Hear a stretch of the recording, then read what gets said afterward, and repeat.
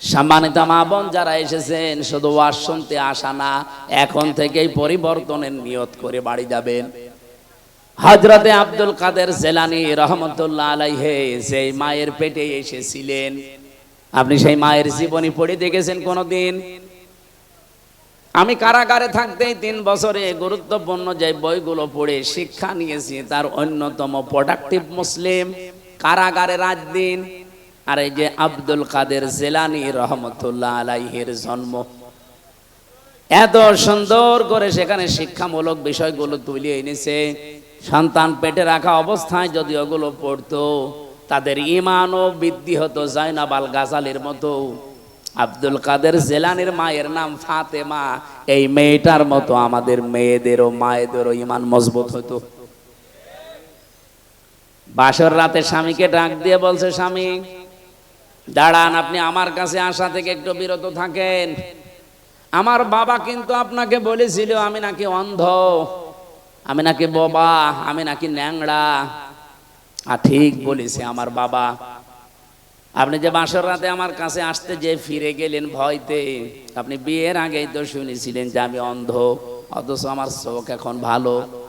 আপনি শুনেছিলেন যে আমি নাকি ন্যাংড়া, অথচ আমি হাঁটতে পারি। আপনি শুনেছিলেন আমি কিছু শুনতে পাই না, কালা, অথচ আমি আপনার কথা শুনতে পাচ্ছি। আপনি শুনেছিলেন আমার বাবার কাছে আমি বোবা, কথা বলতে পারি না, অথচ আমি আপনার সাথে টকিং করছি।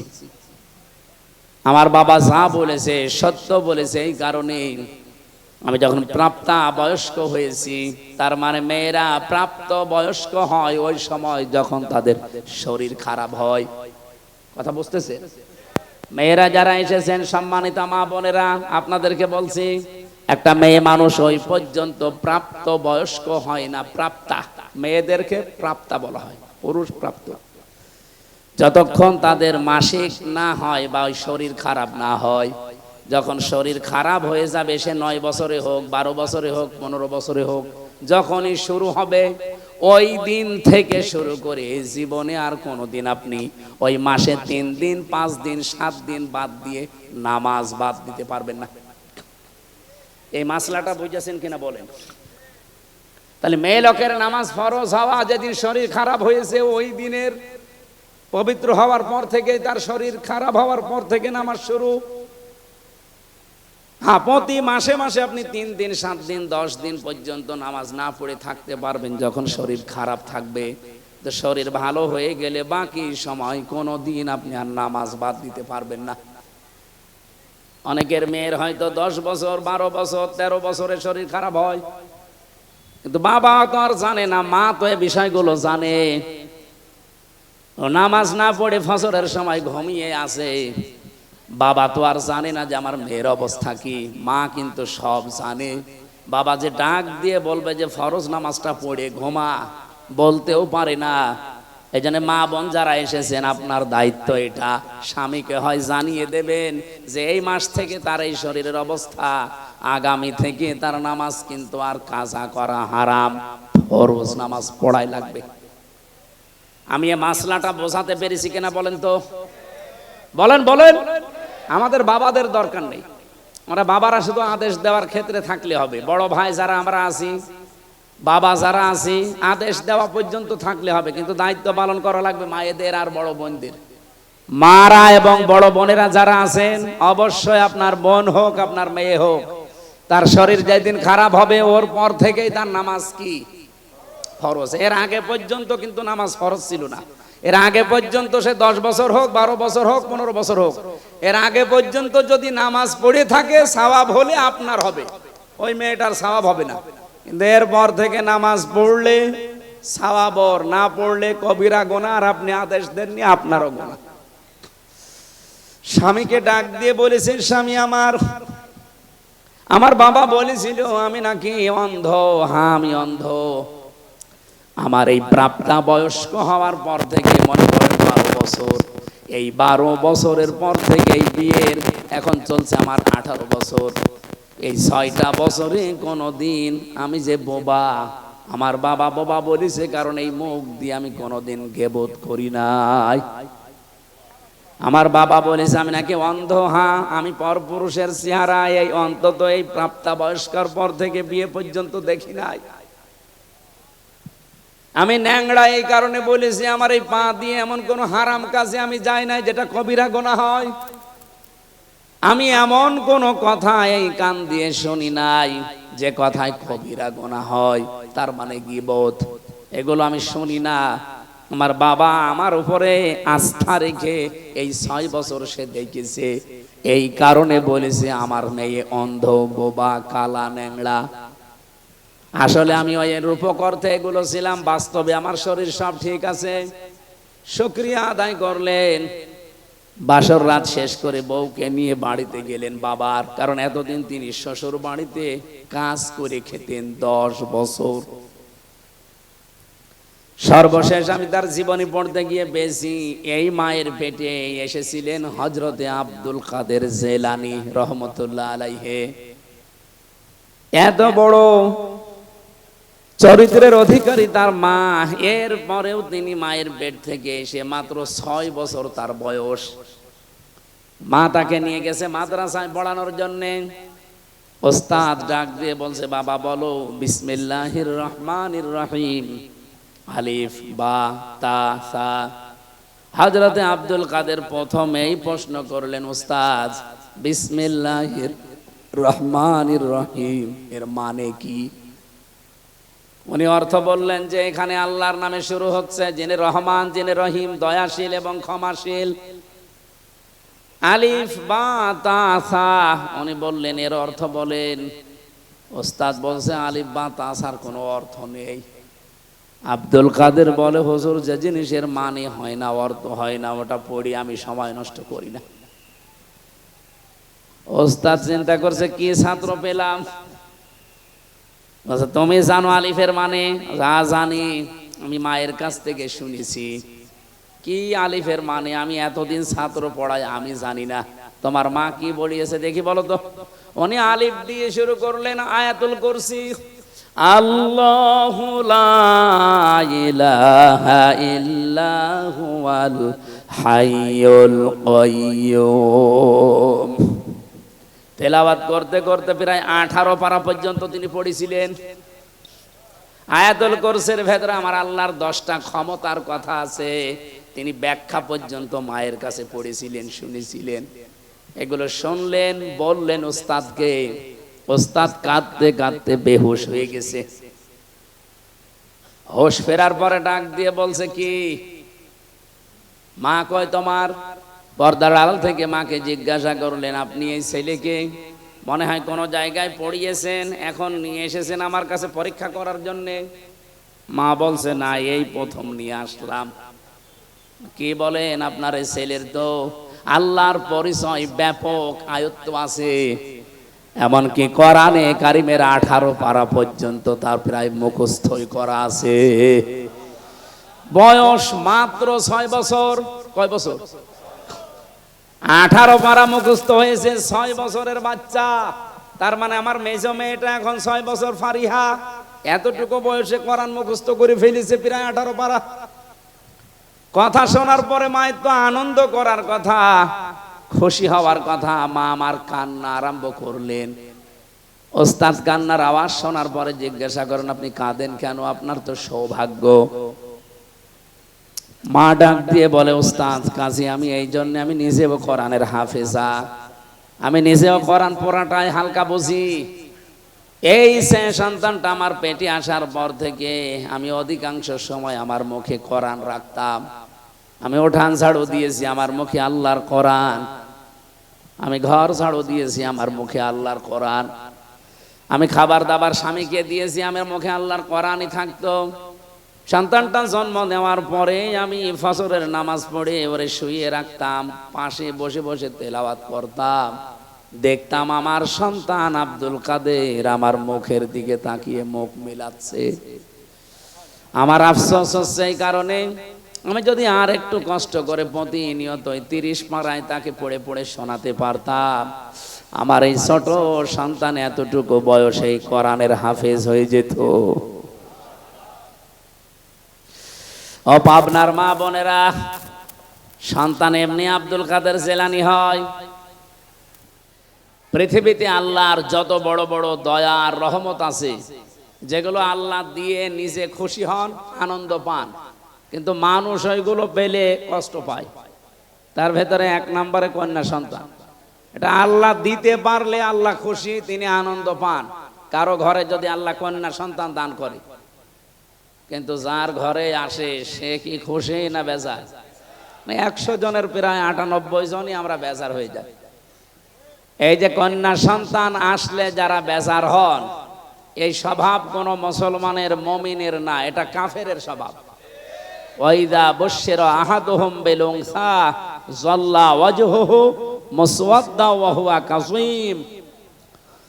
সূরা নাহালের ভেতরে নাহাল 14 পারায় নাহালের ভেতরে এসেছে, হে নবী আপনি যখন তাদেরকে কন্যা হয়েছে কথা বলবেন, দেখবেন মুখ চোখ কালো হয়ে ভোরু কঞ্চিত করবে, তারা অন্তত রাগে ফেটে পড়বে। এই অভ্যাসটা কাফেরদের। কাদের? বাংলাদেশে বহু মুসলমানের ভেতরে ওই স্বভাব আছে না? আপনারা এখনো অনেকে কথা বন্ধ করেননি। আমার ভাইরা, এ পৃথিবীর শ্রেষ্ঠ মানুষ যার কথা শুনছিলাম এতক্ষণ, মুহাম্মাদুর রাসূলুল্লাহ সাল্লাল্লাহু আলাইহি সাল্লাম, বলেন তো এই দুনিয়াতে তার একটা ছেলে সন্তানও বেঁচে ছিল। সেই কয়টাই হয়েছিল পরপর 3টা, একটাও বাঁচে নাই। বাচ্চা বয়সে তারা বিদায় নিয়েছে। আল্লাহ রাব্বুল আলামিন এজন্য কোরআনে কারিমে তার পরিচয় দিতে গিয়ে জানিয়েছেন, মা কানা মুহাম্মাদুন আবা আহাদিম মির রিজালিকুম ওয়ালাকির রাসূলুল্লাহি ওয়া খাতামান নাবিয়্যিন। এই এদিকে তাকান, আমি গতানুগতিক কথা বলছি না, এখানে একটা শিক্ষা আছে। আল্লাহ পাক বলেন, মুহাম্মদ এই পৃথিবীতে কোন অ্যাডাল্ট পুরুষের বাবা ছিলেন না। তিনি পুরুষের বাবা ছিলেন, কিন্তু বয়স্ক কোন পুরুষের বাবা ছিলেন না। আল্লাহ এখানে এই জন্য রেজাল দিয়েছেন, সিবিয়ান দেননি। সিবিয়ান মানে বাচ্চা, শিশু, আর রেজাল মানে প্রাপ্তবয়স্ক। কোরআনে কারিম কত সূক্ষ্ম, আপনি আয়াতটার এই শব্দটা শুনলে টের পান। আমরা তো সে জন্মের পর থেকে বিভিন্ন জায়গায় এই রবিউল আউয়াল মাস আসলে মিলাদ হয়, আর মিলাদে ইমাম সাহেব যারা এই আয়াতটা পড়ে না, এই এলাকার ইমাম সাহেব নেই, আপনি ওনারা নিয়ে যান মিলাদ পড়তে, আয়াত দিয়ে তারা আরম্ভ করবে। মনে হয়তো গলায় সুর আছে, আমার ওইভাবে সুর হচ্ছে না, তাই ওই আসর দিয়ে এইটাই দিয়ে আরম্ভ করবে, মা কানা মুহাম্মাদুন আবা আহাদিম মির রিজালিকুম। মুহাম্মদ এই পৃথিবীতে কোনো অ্যাডাল্ট, কোনো প্রাপ্তবয়স্ক পুরুষের পিতা ছিলেন না। বলেন তো এই শব্দটা যদি আল্লাহ পাক এখানে সিবিয়ান লাগিয়ে দিতেন, রিজাল না দিতেন, ওই জামানায় যারা কাফের, যারা আল্লাহর নবীর ভুল ধরতো, কোরআনেরও ভুল ধরার চেষ্টা করত, এই আয়াতটা শোনার পরে তারা ভুল ধরতো কিনা? আমার নিজের কাছেই তো সিবিয়ান দিলে আমি এখনই ভুল ধরতাম। এই যে টনি বেলাওয়ারের এক শালিকা লরেন বোথ, এই মহিলা ইরানের তেহরান বিমানবন্দরে এসেছিল আমেরিকা থেকে। মহিলা আসার পরে একজন মুসলমানের কাছে কোরআন শরীফ নিয়ে 53 জায়গায় লাল দাগ দিয়েছে। সংবাদ সম্মেলন করে বলছে, আমি 53 জায়গায় ভুল পেয়েছি। কি চেষ্টা করে তারা বলেন তো? আমি বাইরের দেশগুলোতে যেখানে আমারে নিয়ে যায়, সফরে গেলে আগে বিশ্ববিদ্যালয়ে যাই, সিঙ্গাপুরে, মালয়েশিয়া, থাইল্যান্ড, যত দেশে আমারে নিয়ে গেল এ পর্যন্ত আমি আগে যে দেখি ও দেশের ভার্সিটি, বিশ্ববিদ্যালয়ে যাওয়ার পরে পরিচিত কাউকে পেলে, কয়েকদিন আগে সৌদি আরবে আমার এক বন্ধু ওখানে পড়ে, ওরে বললাম যে দোস্ত নিয়ে চলো আমার এই লাইব্রেরিতে। আগে লাইব্রেরিতে গিয়ে আমি চিন্তা ভাবনা করে দেখি যে এখানে কি ধরনের বই পড়ানো হয়, পাওয়া যায়। আমার কুষ্টিয়া বিশ্ববিদ্যালয় যে লাইব্রেরি, মনে হয় 2 মিনিটে ঘুরে শেষ করে দেওয়া যাবে। মালয়েশিয়া ইন্টারন্যাশনাল ইসলামিক ইউনিভার্সিটি, যেটা ওর লাইব্রেরি যত বড়, আমি পুরাটা এলাকা ঘুরে দেখেছি, কুষ্টিয়া বিশ্ববিদ্যালয়ের চাইতে কমপক্ষে 20 ডবল বড় হবে, এত বড় এরিয়া।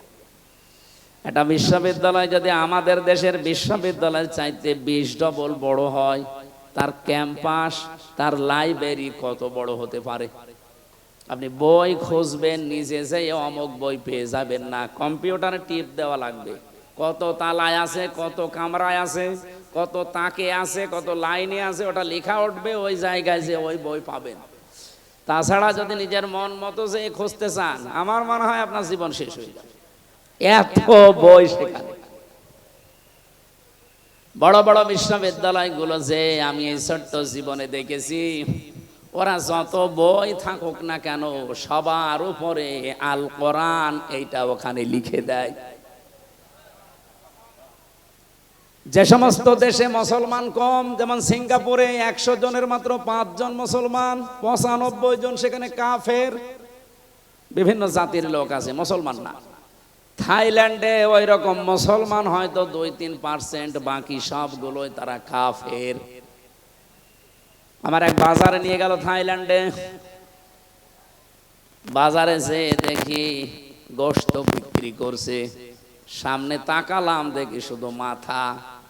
জিজ্ঞাসা করলাম ইংরেজিতে ওনারে যে কি এটা, আমারে বলছি ডগ। ডগ মানে একটা দুইটা না, প্রায় 15-20টা ডগ মাথা কেটে রেখে দিয়েছে। ওরা তো আর বিসমিল্লাহির রহমানির রহিম বলেনি, এক কোপে আলাদা করে ফেলেছে।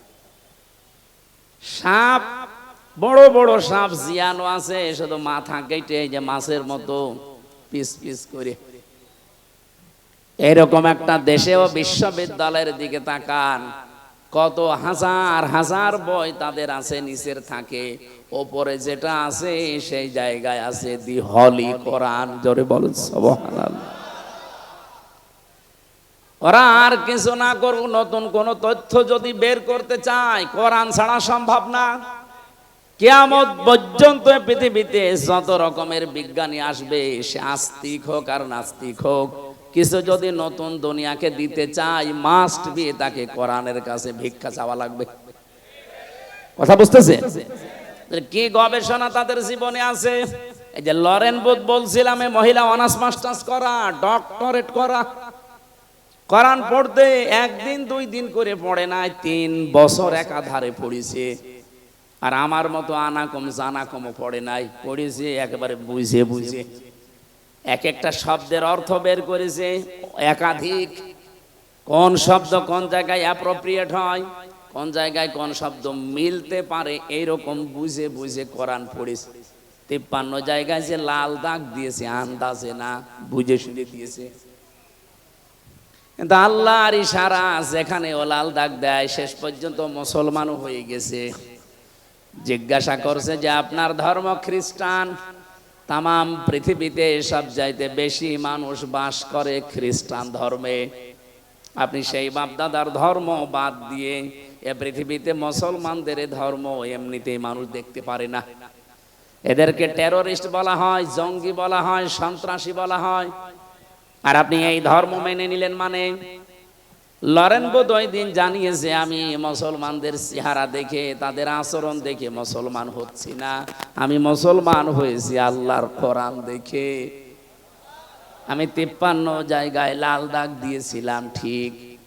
এতদিন শুনতাম যে মুসলমানের কোরআনে কোনো ভুল নেই, কিন্তু আমার দৃষ্টিতে আমি পেয়েছি আল্লাহর দয়া আমার উপরে, আল্লাহর ইশারায় যেখানেই লাল দাগ দিয়েছি, ভুল ধরেছি, দেখি তার পরের আয়াতে বা পরের সূরাতে ওই আয়াতের জবাব আমার আল্লাহ 1500 বছর আগেই দিয়ে দিয়েছে।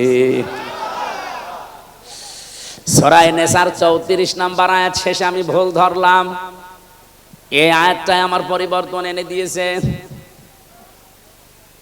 আমি মনে করলাম যে এখানে যা দেওয়া আছে এটা তো বাস্তবতার সাথে মেলে না, কারণ তারা নারীবাদী, নারীদেরকে এগিয়ে রাখতে চায়। কিন্তু আমার যতটুকু গবেষণা, আমি চিন্তা ভাবনা করে বিশ্বে দেখেছি, অন্য জাতির লোকেরা আপনি দেখবেন, বিশেষ করে খ্রিস্টানরা, ওরা জাতে মাতাল হলেও তালে ঠিক আছে। আপনি খ্রিস্টান রাষ্ট্র যতগুলো আছে পৃথিবীতে তাকান, সবচাইতে বেশি খ্রিস্টান যেখানে বাস করে আমেরিকায়, তারা জাতে মাতাল হলেও তালে ঠিক। এই জন্য বলছি সারা পৃথিবীর 257টা রাষ্ট্র আছে, সব রাষ্ট্রকে তারা সবক দিয়ে বেড়ায় যে নারীর অধিকার সমান সমান করা লাগবে, বলে না?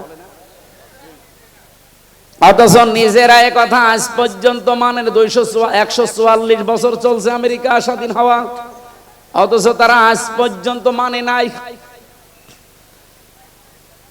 আমি বারাক ওবামা পর্যন্ত পড়েছিলাম ইতিহাস, এরপরেই তো বারবার আসতেছে যে লোকটা, এই ডোনাল্ড ট্রাম্প।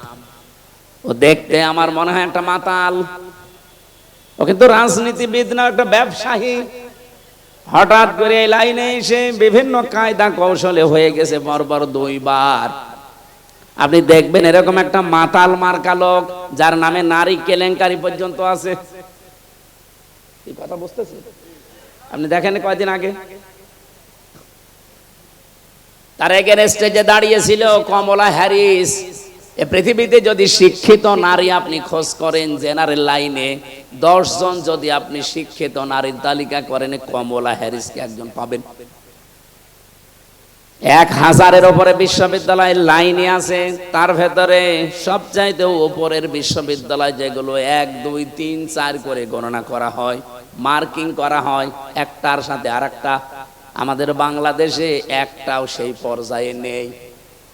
1000 বিশ্ববিদ্যালয় সারা পৃথিবীতে, বাংলাদেশে তালিকায় এখনো একটাও যেতে পারেনি। তাহলে 1, 2, 3 কি গবেষণা হয় সেখানে বলেন তো? এইরকম জায়গা থেকে এই মহিলা পাশ করা, অথচ এই মহিলাকে ওই দেশের লোক গুরুত্ব দিল না, গুরুত্ব দিল ট্রাম্পকে।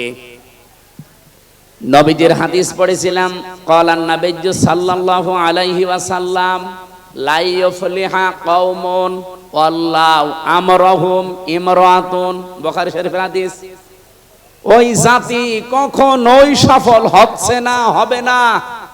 লা ইউফলিহা, মজারের আগে লান আসলে অর্থ হয় জীবনেও হবে না। এই হাদিসকে আমি এখন আমার নিজের জন্য বানাচ্ছি, নাকি আমি যে দল করি ও দলের জন্য হাদিস বানালাম?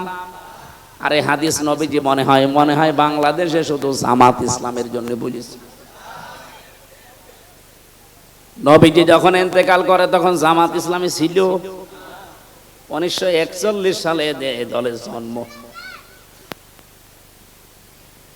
আর আমি তো আমার জন্ম হচ্ছে 1992 সালে। সে হিসাবে হাদিস তো আমার বানানো, আমার বাবারও বানানো সম্ভব না।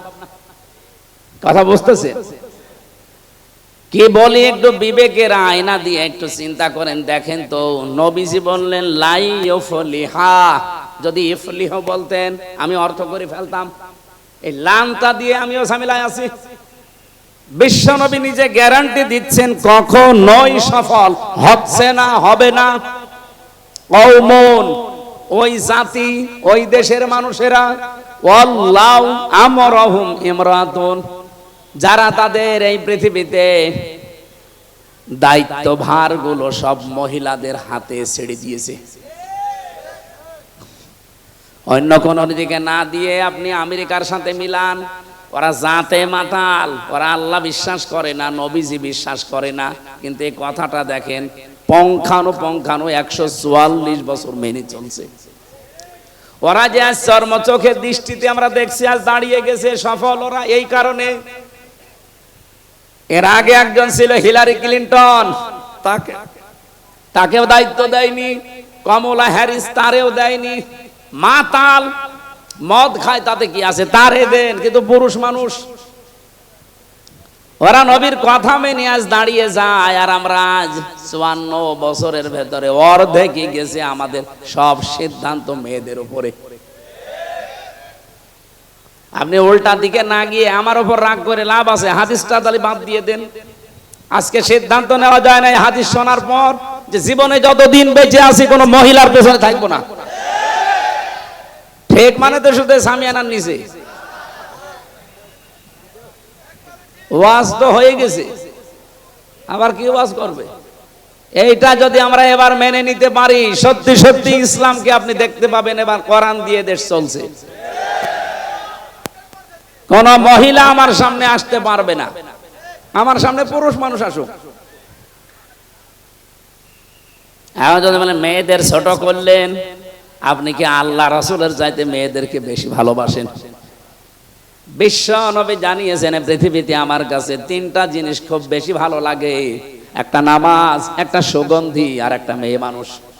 এই মেয়ে লোক বলতে গিয়ে তিনি ইমরাতি দিয়েছেন, আমার স্ত্রী। আমার স্ত্রী আমার কাছে ভালো লাগে।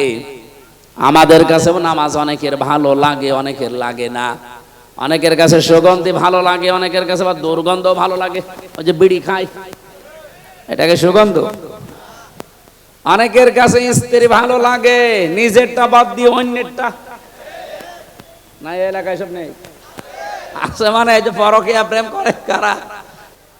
পরকীয়া প্রেম যারা করে এরা কি নিজের বর সাথে না অন্যের বর সাথে? আমার ভাইরা, এই জন্য আল্লাহ রাসূলের চাইতে বেশি মর্যাদা আপনি জীবনেও দিতে পারবেন না মহিলাদেরকে। আন্দাজে যা বলছেন ওটা আপনার নিজের স্বার্থে, দলীয় স্বার্থে।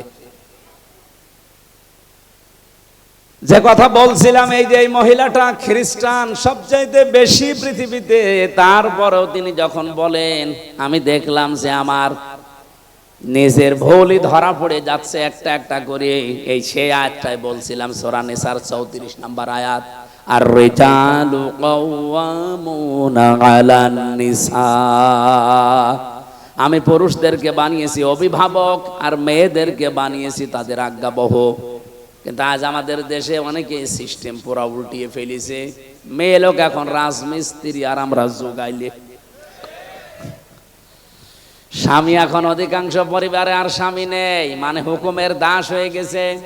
সব পরিবারে না, বহু পরিবারে আমি দেখেছি স্বামী আন্দাজে নামে আছে শুধু, অথচ স্বামীর যে মর্যাদা এ পৃথিবীতে নবীজি জানিয়েছেন। আল্লাহ বাদে যদি সেজদা দেওয়া জায়েজ থাকতো, মেয়েদের কানের কাছে মুখ নিয়ে বলতাম যে স্বামীর পায়ে সেজদা দাও। এত মর্যাদা আল্লাহর পরে আল্লাহ যাকে দিলেন, সেই স্বামীকে আজ অনেকেই আছে গোলামের মতো ব্যবহার করে। গোলাম মার্কা স্বামী আছেন কারা? হাত তোলেন তো। এলাকা তো অনেক ভালো, আলহামদুলিল্লাহ।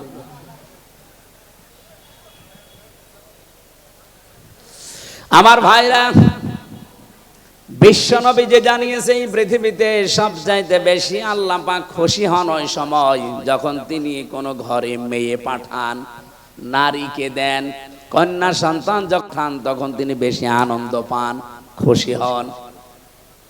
আমি যে কথা বলতে চাই আয়াত দিয়ে, বিশ্ব নবীকে আল্লাহ যদি সিবিয়ান না দিয়ে, রেজাল না দিয়ে সিবিয়ান দিতেন, আমরা তো আর কোরআন নিয়ে পড়ে থাকি না। যারা ভুল ধরার চেষ্টায় আছে অহরহ, তারা এই আয়াতি ভুল বের করতো যে মোহাম্মদ নাকি ছোট শিশুদের পিতা না। তাহলে এই যে তাহের, আবুল কাসেম, ইব্রাহিম, এগুলো কি?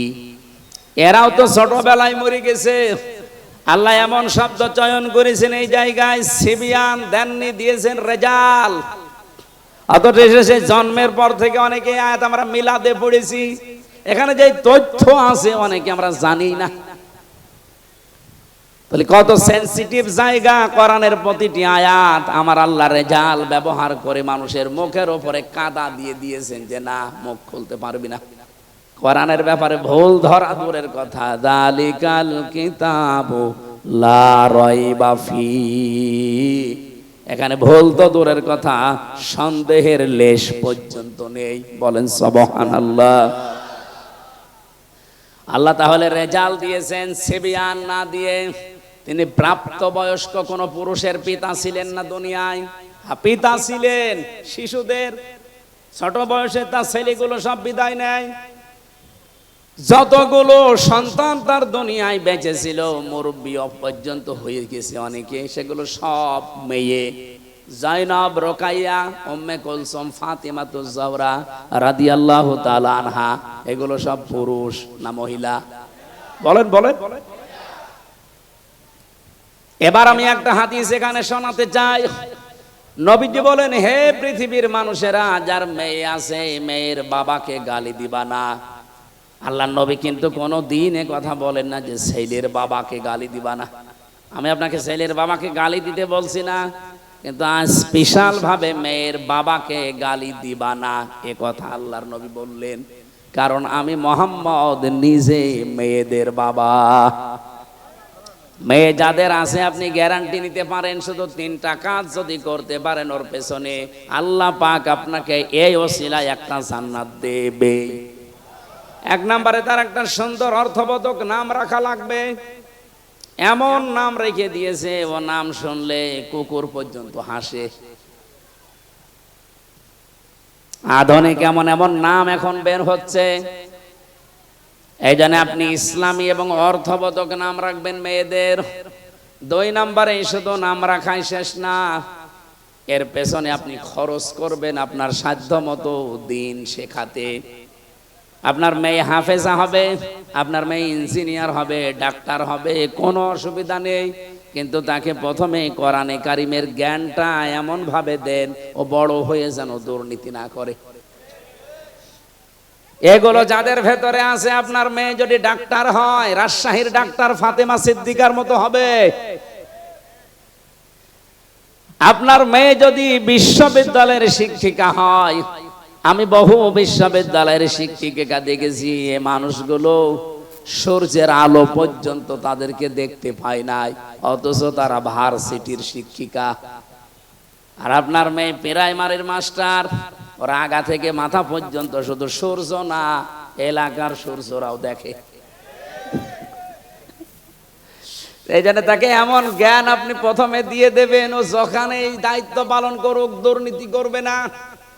আপনি দেখেন আগে কিন্তু 5 এবং 8-এ 100 মার্কের কোরআন ছিল, হাদিস ছিল, ফিকহ ছিল, ইসলামী ইতিহাসগুলো ছিল 100 মার্কের বৃত্তি পরীক্ষায়। কিন্তু আমাদের দুর্ভাগ্য, আগে যারা দায়িত্ব ছিল এই 15 বছরে ওরাই বৃত্তি পরীক্ষায় 100 মার্ক কোরআন হাদিস তুলে দিয়েছে। আরে পরীক্ষার জন্য অনেকে পড়ে না, সেটা যদি সিলেবাসে না থাকে ও জীবনে হাত দেবে। আগে সেই 3 যখন পড়তাম তখন গারে সুরের ঘটনা পড়তাম। হযরতে আবু বকর সিদ্দিক নবীজিকে রাতের বেলা পাহারা দিয়েছিলেন, পড়তাম আর ওই সময় বুঝতাম না, তারপরও মন লাগিয়ে দিতাম যে কি কি হয়েছে দেখি। আবু বকরের উপর একটা আলাদা ভালোবাসা জন্ম নিত যে নবীর জন্য এত কিছু করেছে।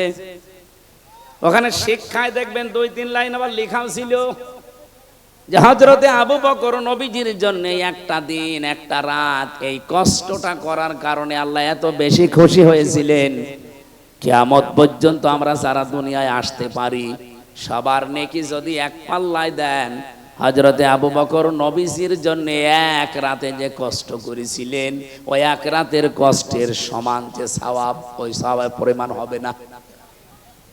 আবু বকরের প্রতি এমনি একটা আলাদা ভালোবাসা তৈরি হয়ে যেত, সেইগুলোই যদি এখন তুলে দেয় তে ভালোবাসা জন্মাবে কি করে? এই জন্য সিলেবাসে যারা ছিল শিক্ষা ব্যবস্থায়, ওরা যাতে মাতালগিরি করলো ওরা কিন্তু তালে ঠিক ছিল। আপনি দেখেছেন যে কয়জন মানুষ দায়িত্ব পালন করেছেন, নুরুল ইসলাম নাহিদ, ডাক্তার দীপুমণি, আর এই যে চট্টগ্রামের নওফেল, এগুলো লেখাপড়া কোন জায়গায়, এগুলো প্রোটেকশন কোন জায়গা থেকে? সর্বশেষ যে লোকটা দায়িত্বে ছিল এই মহিউদ্দিনের ছেলে নওফেল, চট্টগ্রামের শিক্ষা মন্ত্রণালয় ছিল, ওর পড়া ভারতের রামকৃষ্ণ। যারা রামকৃষ্ণ থেকে পড়ে এসে আমাদের মুসলমানের 92% মুসলমানের দেশের শিক্ষা ব্যবস্থায় শিক্ষামন্ত্রী হবে, অত কোরআন হাদিস পড়াবে। এই জন্য 100 মার্কের ছিল আবার তুলে দিয়েছে, দরকার নেই। আমরা চাই আবার এই দেশে সকালবেলা ফজরের পরে কোরআনের আওয়াজ বিভিন্ন ঘর থেকে আসতে থাকবে। এটা চান না? খালি আসলে আজকে আসার পরে প্রায় 4-5 জন বাচ্চা এসে বলছে মাথায় হাত দেন, দোয়া করেন। কি দোয়া করব? বাচ্চাগুলো খারাপ হয় ওই সময় যখন মায়ের পেট থেকে দুনিয়াতে আসে, কারণ এই 10 মাস 10 দিন মায়ের পেটে থাকাকালীন ও অনেক কিছু ওখান থেকে নিয়ে আসে। বিজ্ঞান এখন প্রমাণ করছে 6 মাস যখন মায়ের পেটে মানুষের হয়ে যায় তখনও দুনিয়ার কথাবার্তা শুনতে পায়। এখন 6 মাস আপনার স্ত্রীর পেটে সন্তান বয়স হয়ে গেছে, আপনার স্ত্রী বসে বসে এমন সিরিয়াল দেখতেছে যার ভেতরে শুধু আল্লাহ রসুলের কথা। ওইটা দেখে আর ওর ভেতর থেকে তো সব শুনতেছে, ওইটা প্র্যাকটিস করে, আসার পরে ঠিক ওইটাই আচরণ করে। বলেন, দোয়া চাই আমার কাছে হুজুর, দোয়া করেন আব্দুল কাদের জেলানির মতো ছেলে চাই। আব্দুল কাদের জেলানি এমনি হবে? সম্মানিত মা বোন যারা এসেছেন, শুধু ওয়াজ শুনতে আসা না, এখন থেকেই পরিবর্তনের নিয়ত করে বাড়ি যাবেন। হযরতে আব্দুল কাদের জেলানি রহমতুল্লাহ আলাইহি সেই মায়ের পেটে এসেছিলেন, আপনি সেই মায়ের জীবনী পড়ে দেখেছেন কোনদিন? আমি কারাগারে থাকতেই 3 বছরে গুরুত্বপূর্ণ যে বইগুলো পড়ে শিক্ষা নিয়েছি তার অন্যতম প্রোডাক্টিভ মুসলিম কারাগারে রাত দিন। আর এই যে আব্দুল কাদের জেলানি রহমতুল্লাহ আলাইহির জন্ম, এত সুন্দর করে সেখানে শিক্ষামূলক বিষয়গুলো তুলে এনেছে। সন্তান পেটে রাখা অবস্থায় যদি ওগুলো পড়তো তাদের ঈমানও বৃদ্ধি হতো জাইনাব আল গাজালির মতো। আব্দুল কাদের জেলানির মায়ের নাম ফাতেমা, এই মেয়েটার মতো আমাদের মেয়েদেরও মায়েদেরও ঈমান মজবুত হতো। বাসর রাতে স্বামীকে ডাক দিয়ে বলছে, স্বামী দাঁড়ান, আপনি আমার কাছে আসা থেকে একটু বিরত থাকেন। আমার বাবা কিন্তু আপনাকে বলেছিল আমি নাকি অন্ধ, আমি নাকি বোবা, আমি নাকি ন্যাংড়া। আর ঠিক বলেছে আমার বাবা। আপনি যে বাসর রাতে আমার কাছে আসতে যে ফিরে গেলেন ভয়তে, আপনি বিয়ের আগেই তো শুনেছিলেন যে আমি অন্ধ, অথচ আমার চোখ এখন ভালো। আপনি শুনেছিলেন যে আমি নাকি ন্যাংড়া, অথচ আমি হাঁটতে পারি। আপনি শুনেছিলেন আমি কিছু শুনতে পাই না, কালা, অথচ আমি আপনার কথা শুনতে পাচ্ছি। আপনি শুনেছিলেন আমার বাবার কাছে আমি বোবা, কথা বলতে পারি না, অথচ আমি আপনার সাথে টকিং করছি। আমার বাবা যা বলেছে সত্য বলেছে, এই কারণে আমি যখন প্রাপ্তা বয়স্ক হয়েছি, তার মানে মেয়েরা প্রাপ্ত বয়স্ক হয় ওই সময় যখন তাদের শরীর খারাপ হয়। কথা বুঝতেছে? মেয়েরা যারা এসেছেন, সম্মানিত মা বোনেরা, আপনাদেরকে বলছি, একটা মেয়ে মানুষ ওই পর্যন্ত প্রাপ্ত বয়স্ক হয় না, প্রাপ্তা। মেয়েদেরকে প্রাপ্তা বলা হয়, পুরুষ প্রাপ্ত। যতক্ষণ তাদের মাসিক না হয় বা ওই শরীর খারাপ না হয়, যখন শরীর খারাপ হয়ে যাবে, সে 9 বছরে হোক, 12 বছরে হোক, 15 বছরে হোক, যখনই শুরু হবে ওই দিন থেকে শুরু করে জীবনে আর কোনোদিন আপনি ওই মাসে 3 দিন 5 দিন 7 দিন বাদ দিয়ে নামাজ বাদ দিতে পারবেন না। এই মাসলাটা বুঝেছেন কিনা বলেন? তাহলে মেয়ে লোকের নামাজ ফরজ হওয়া যেদিন শরীর খারাপ হয়েছে ওই দিনের পবিত্র হওয়ার পর থেকে, তার শরীর খারাপ হওয়ার পর থেকে নামাজ শুরু। হ্যাঁ, প্রতি মাসে মাসে আপনি 3 দিন 7 দিন 10 দিন পর্যন্ত নামাজ না পড়ে থাকতে পারবেন যখন শরীর খারাপ থাকবে। তো শরীর ভালো হয়ে গেলে বাকি সময় কোনো দিন আপনি আর নামাজ বাদ দিতে পারবেন না। অনেকের মেয়ের হয়তো 10 বছর 12 বছর 13 বছরে শরীর খারাপ হয়, কিন্তু বাবা তো আর জানে না, মা তো এই বিষয়গুলো জানে। ও নামাজ না পড়ে ফজরের সময় ঘুমিয়ে আছে, বাবা তো আর জানে না যে আমার মেয়ের অবস্থা কি। মা কিন্তু সব জানে। বাবা যে ডাক দিয়ে বলবে যে ফরজ নামাজটা পড়ে ঘুমা, বলতেও পারে না। এই জন্য মা বোন যারা এসেছেন, আপনার দায়িত্ব এটা, স্বামীকে হয় জানিয়ে দেবেন যে এই মাস থেকে তার এই শরীরের অবস্থা, আগামী থেকে তার নামাজ কিন্তু আর কাজা করা হারাম, ফরজ নামাজ পড়াই লাগবে। আমি এই মাসলাটা বোঝাতে পেরেছি কিনা বলেন তো? বলেন বলেন। আমাদের বাবাদের দরকার নেই, আমরা বাবারা শুধু আদেশ দেওয়ার ক্ষেত্রে থাকলে হবে। বড় ভাই যারা আমরা আছি, বাবা যারা আছি, আদেশ দেওয়া পর্যন্ত থাকলে হবে, কিন্তু দায়িত্ব পালন করা লাগবে মায়েদের আর বড় বোনদের। মারা এবং বড় বোনেরা যারা আছেন, অবশ্যই আপনার বোন হোক আপনার মেয়ে হোক, তার শরীর যেদিন খারাপ হবে ওর পর থেকেই তার নামাজ কি ফরজ। এর আগে পর্যন্ত কিন্তু নামাজ ফরজ ছিল না। এর আগে পর্যন্ত সে 10 বছর হোক, 12 বছর হোক, 15 বছর হোক, এর আগে পর্যন্ত যদি নামাজ পড়ে থাকে সওয়াব হলে আপনার হবে, ওই মেয়েটার সওয়াব হবে না। কিন্তু এরপর থেকে নামাজ পড়লে সওয়াব, ওর না পড়লে কবিরা গুনাহ, আর আপনি আদেশ দেননি, আপনারও গুনাহ। স্বামীকে ডাক দিয়ে বলেছেন, স্বামী আমার বাবা বলেছিল আমি নাকি অন্ধ। হ্যাঁ, আমি অন্ধ।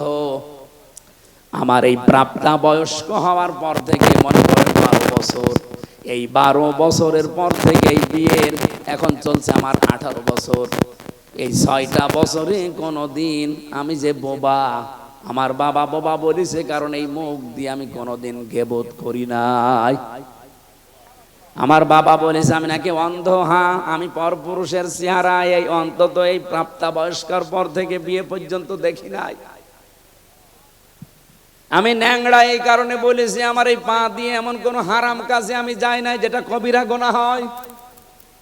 আমি এমন কোন কথা এই কান দিয়ে শুনি নাই যে কথায় কবিরা গুনাহ হয়, তার মানে গীবত, এগুলো আমি শুনি না।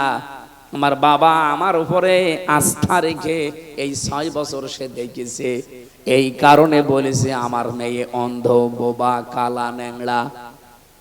আসলে আমি ওই রূপকর্তে এগুলো ছিলাম, বাস্তবে আমার শরীর সব ঠিক আছে। শুকরিয়া আদায় করলেন।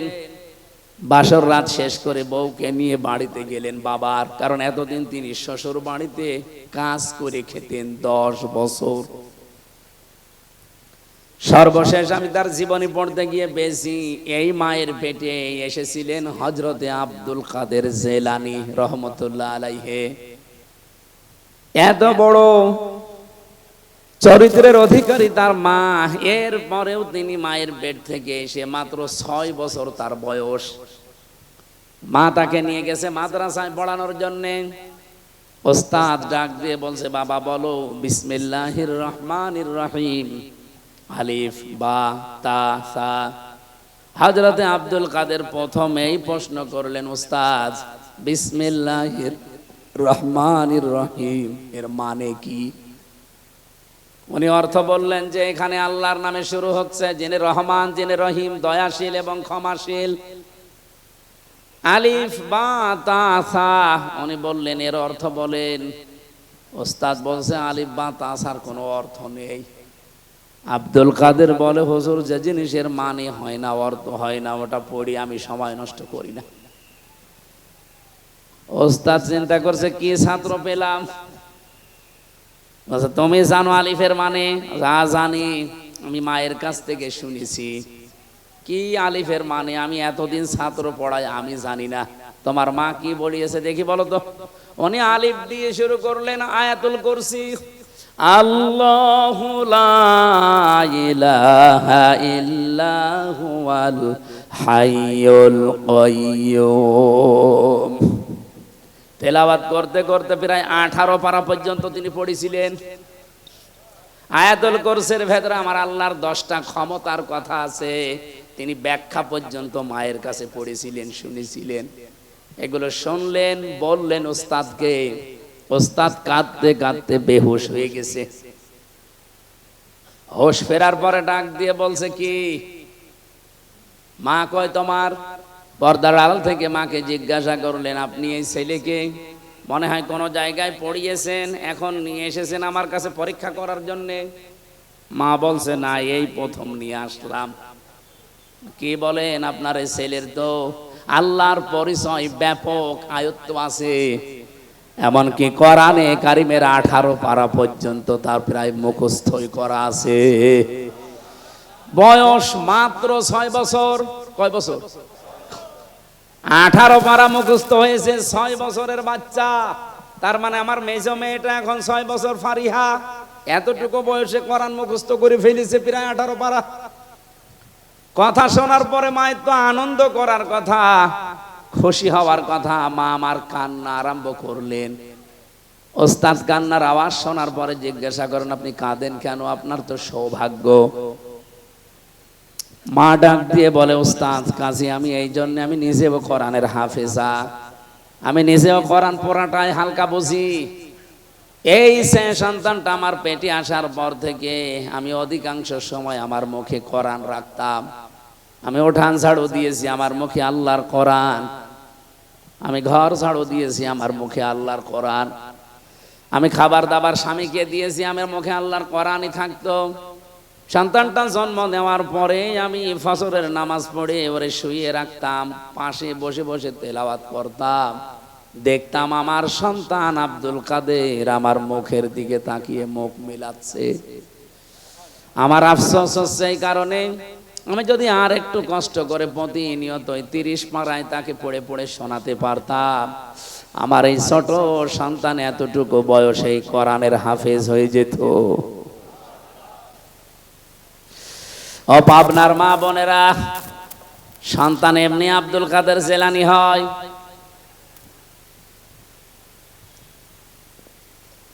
এই জন্য আমি যেটা বোঝাতে চাচ্ছিলাম, কন্যা সন্তান এই পৃথিবীতে মানুষকে আমার আল্লাহ দিয়ে তিনি নিজেই আরশে বসে বসে আনন্দ করেন, আর তিনি নিজেই খুশি হন। আপনি যখন এই মেয়েটার সুন্দর একটা অর্থবোধক নাম রাখার পর তার পেছনে খরচ করবেন সাধ্য মতো, মনে করবেন এটা আমি আল্লাহর রাস্তায় সাদগা করছি। কোন ছেলের পেছনে খরচ করলে সাদগা হয় এটা আমি পাইনি, কিন্তু মেয়েটার পেছনে যদি খরচ করেন, তাকে দিন শিক্ষা দেন, 3 নম্বরে তাকে সৎ পাত্র দেখে পাত্রস্থ করেন। নবীজি বলেন কিয়ামতে আল্লাহ যখন আমারে জান্নাতে দেবে, তিনি এইভাবে দেখিয়েছিলেন, পাশাপাশি আমার পাশে ওই মেয়েটার দায়িত্বশীল মা বাবা আমার সাথে থাকবে। এজন্য অর্থবোধক নাম রাখবেন মেয়ের, এমন নাম রাখবেন না যেটা শুনলে কোনো অর্থ পাওয়া যায় না। সেদিন একটা দোকানের নাম, তার মেয়ের নামে দেখলাম মাহিদা। মাহিদা মানে বিভিন্ন জায়গায় আমি দোকানের নাম সাইনবোর্ডে দেখি ফুলজান স্টোর, অথবা লেখা আছে আসিয়া স্টোর। না, আইন সাদিয়া, আসিয়া শব্দের শাব্দিক অর্থ অবাধ্য, আর হামজা দিয়ে আসিয়া মানে বাধ্যগত বান্দি, সৌভাগ্যশালী। তাহলে আসিয়া না আসিয়া? আসিয়া হামজা দিয়ে। খালি উচ্চারণের ভেতরে পার্থক্য হয়ে গেলে দেখেন অর্থ আকাশপাত পাল্টিয়ে গেছে। আসিয়া মানে সৌভাগ্যশালী, আর আসিয়া মানে অবাধ্য। ফুলজান মানে ঘুনিয়ে ধরা।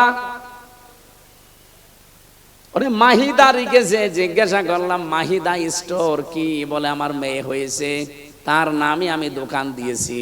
খুব ভালো লেগেছে নামটা আমার। কোথায় পেয়েছেন? মাহিদা। আচ্ছা, কোরআন শরীফ পড়তে গিয়ে পেয়েছি। বিসাল মাহিদ, মিহাদ। এই মিহাদ থেকে শেষে আবার জবর দেওয়া আছে। আমরা বললাম মেহাদ মানে জানেন? মেহাদ মানে জাহান্নামের নিকৃষ্ট স্থান।